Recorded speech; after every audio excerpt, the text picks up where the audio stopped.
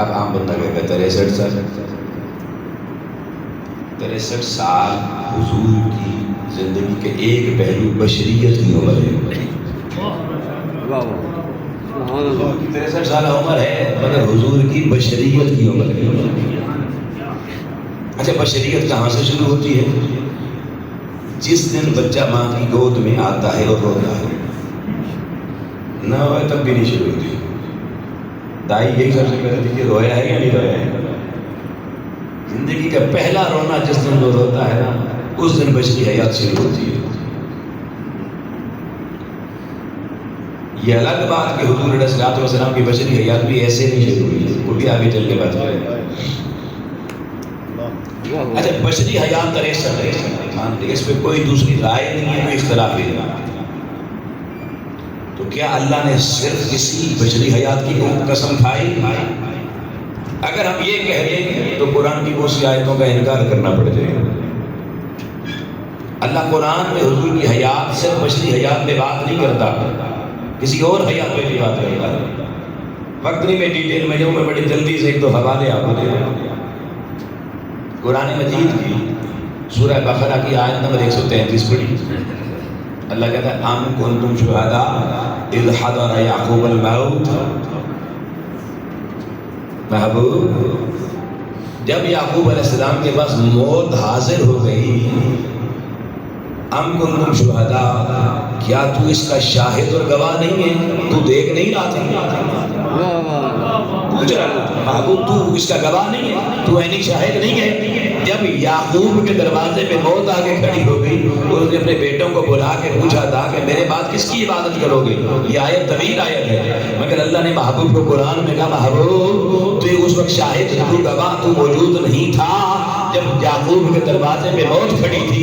میں پوچھتا ہوں یوسف کے بابا یعقوب علیہ السلام کے دروازے پر جب موت آئی، قرآن کہہ رہا ہے حیات مصطفیٰ اتنی طویل ہے کہ یعقوب کے دروازے پہ ملک الموت تھا اور یعقوب کے پاس بھی مصطفیٰ موجود. سبحان اللہ سبحان اللہ، واہ واہ سبحان اللہ، کیا کہنے. آگے چلیے، یعقوب سے پیچھے چلے جائیں. یعقوب کے دادا کا نام پتہ کیا تھا؟ حضرت یعقوب علیہ السلام کے دادا جی کا نام کیا تھا؟ حضرت ابراہیم علیہ السلام. والدین اسحاق علیہ السلام. میں نے قرآن پڑھا تو میں نے دیکھا مصطفیٰ حضرت ابراہیم کے پاس بھی موجود ہے. سبحان اللہ سبحان اللہ. یہی سورہ بقرہ ہے، آیت نمبر 258 پڑھ لیجیے 258. لعمر اللہ ایسے ہی بھی عمر مبارک کی قسم نہیں کھا رہا نا، یہ بڑی طویل عمر ہے. بشریت کہیں اور سے شروع ہوئی، پیچھے بھی موجود ہے. اب آپ کہیں گے یہاں کیا لکھا ہوا تو اور بھی اللہ کہتا ہے 258 نمبر آئے نا سورہ بقرہ کی، الم تری الی الذین حاج ابراہیم فی ربہ ان آتاہ. آپ دیکھیں اللہ کی ذات، حضرت ابراہیم کو نمرود ابراہیم سے لڑ رہا ہے. اللہ کی ملوکیت پر، اللہ کے مالک ہونے پر قرآن اس میں ذکر کرتا ہے. اور انداز دیکھیے اللہ کا انداز کیا ہے، استفہام انکاری کا. اور استفہام انکاری کا معنی ہوتا ہے جس بات کو انکار نہ کیا جائے بلکہ اس کو مانا جائے. انداز انکار کا ہوتا ہے. جیسے آپ اپنے بچے کو کہتے ہیں میں نے تمہیں سمجھایا نہیں تھا، اس کا معنی کیا ہوتا ہے کہ آپ نے نہیں سمجھایا تھا. بتائیں جی، آپ کہتے ہیں تو نے میری بات سنی نہیں ہے، اس کا کیا مطلب ہے؟ آپ نے بات سنائی نہیں ہے. آپ نے سنائی ہے، اس نے انسنی کر دی. آپ غصے میں کہتے ہیں کہ تو نے میری بات سنی نہیں؟ میں آیا تھا آپ کے گھر میں، کیا آپ سوئے ہوئے نہیں تھے؟ میرا سوئے ہوئے تھے. یہ استفہام انکاری ہوتا ہے. اللہ کہتا ہے الم تری الی الذین حاج ابراہیم فی ربہ ان آتاہم اللہ الملک.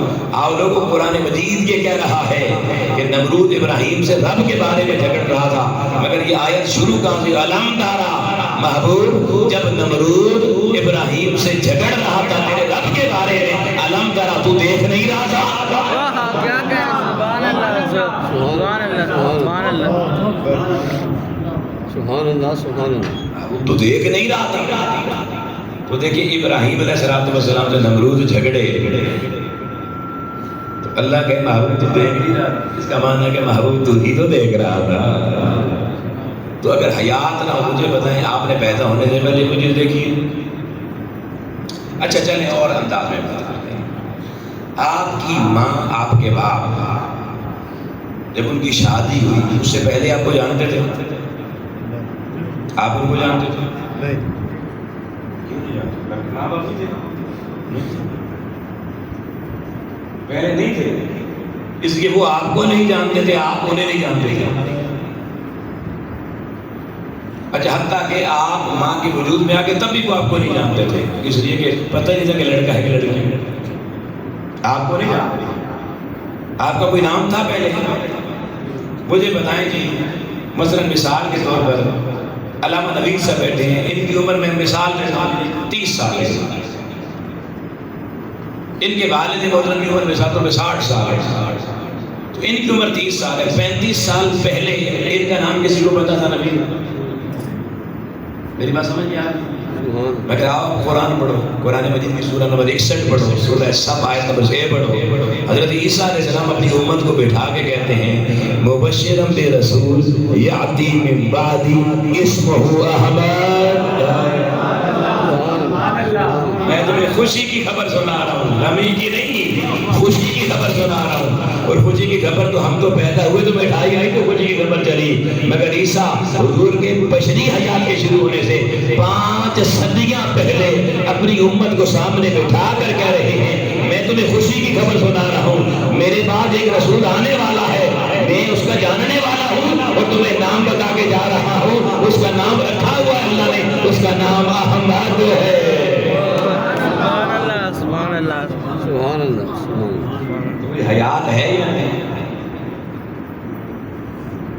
اب یہاں کہتے ہیں نا مجھے حدیث سے نور نہیں مانتے جی، حضرت جابر بن عبید کو نہیں مانتے جی، مصنف ابن رزاق والی کو نہیں مانتے جی، وہ جبریل کا 70,000 دفعہ دیکھنا وہ ستارہ، لوگ نہیں مانتے۔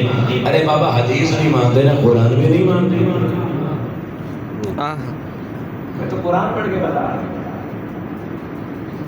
تو قرآن بتا رہا ہے کہ حضرت عیسیٰ علیہ السلام دنیا میں آئے، حیات مصطفیٰ تب بھی چل رہی تھی، حضرت موسیٰ علیہ السلام آئے تب بھی حیات مصطفیٰ چل رہی تھی، حضرت یعقوب علیہ السلام آئے تب بھی حیات مصطفیٰ چل رہی تھی، حضرت ابراہیم علیہ السلام آئے تب بھی حیات مصطفیٰ چل رہی تھی۔ اچھا، آدم سے پہلے بھی چل رہی تھی، آپ نے کس پہ قرآن کی وہ آیت پڑھے؟ پڑھ دو، حدیثیں نہیں مانتے۔ آؤ قرآن مجید کی سورہ نمبر 3 سورہ آل عمران آیت نمبر 81، وَإِذْ أَخَذَ اللَّهُ مِيثَاقَ النَّبِيِّينَ، سبحان اللہ، جب اللہ نبیوں سے میثاق لے رہا تھا، میثاق وعدہ نہیں، وعدے اور میثاق میں فرق پتہ ہے کیا ہوتا ہے؟ وعدہ تھا زبانی کا میں آؤں گا ٹھیک ہے آ جانا، اس کو کیا کہتے ہیں؟ فلاں نے وعدہ کیا آنے کا جی وہ آئے گا۔ میثاق کہاں ہوتا ہے؟ آپ کچہری میں چلے جائیں، وہ باہر نوٹری پبلک والے بیٹھے ہوں گے، ہر جگہ لکھا ہوگا وثیقہ نویس، وثیقہ، یہ میثاق کا لفظ وثیقہ سے نکلا ہے۔ پتہ چلا جو تحریری معاہدہ ہو نیچے جناب اس پہ دستخط تو بندے کے اور مدعی کے مدعی علیہ کے، نیچے گواہوں کے بھی سائن ہوں، دونوں پارٹیوں کے گواہوں کے سائن کے بعد جس کے اوپر باقاعدہ کسی افسر کا ٹھپا لگے اسے کہتے ہیں یہ اب میثاق تیار ہو گیا۔ اللہ نبیوں کے کیا تحریر لکھوا رہا تھا، کون سے ٹھپے کون سے انگوٹھے لگوا رہا تھا کہ لما آتیتکم من الکتاب وحکمت، جب میں تمہیں کتاب اور حکمت دے دوں، ثم جاءکم رسول، وہ رسول جو ابھی ہے مگر آئے گا تمہارے بعد میں، حیاتی جاری ہے، تمہیں بتا رہا ہوں، تعارف کروا رہا ہوں، تم ہر دور میں اپنے دور میں اس کے بارے میں امتوں کو بتا دینا کہ جب بھی میرا محبوب دنیا میں ظاہر ہو جائے اس کی مدد بھی کرنی ہے، اس کا ساتھ بھی دینا ہے، اس پر ایمان بھی لانا ہے۔ ارے میرا آپ کا تعارف تو پیدا ہونے سے ایک دن پہلے کسی کو نہیں تھا، مصطفیٰ کا تعارف عالم ارواح میں رب صرف فرشتوں کو کروا نہیں رہا، انگوٹھے مہرے بھی لگا کے بتا رہا ہے حیات مصطفیٰ جاری ہو جائے۔